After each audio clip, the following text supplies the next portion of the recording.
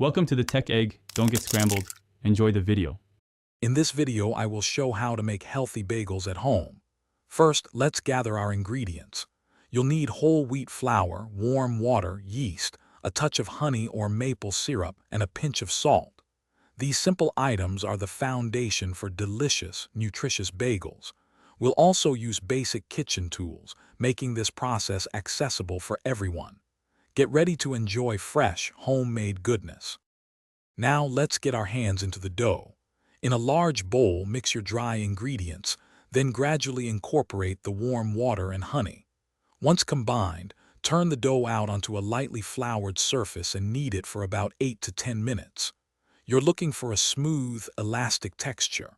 After kneading, let it rest in a greased bowl, covered, for about 1 hour until it doubles in size. With your dough risen, it's time to shape those beautiful bagels.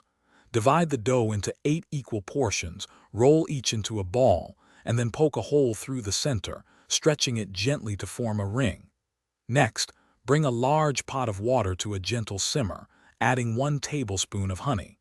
Carefully drop each bagel in, boiling for 30 seconds on each side. This quick boil is key to their classic chewy texture. After their quick swim, place your bagels on a baking sheet. You can add toppings like sesame seeds, poppy seeds, or everything bagel seasoning now. Bake them in a preheated oven at 425 degrees Fahrenheit for 18 to 20 minutes, or until golden brown. Let them cool slightly before slicing and enjoying your delicious, healthy homemade bagels. Don't forget to check the description for the Darn Tough Socks link and other great deals. Thanks for watching. Consider subscribing if I helped unscramble your problems.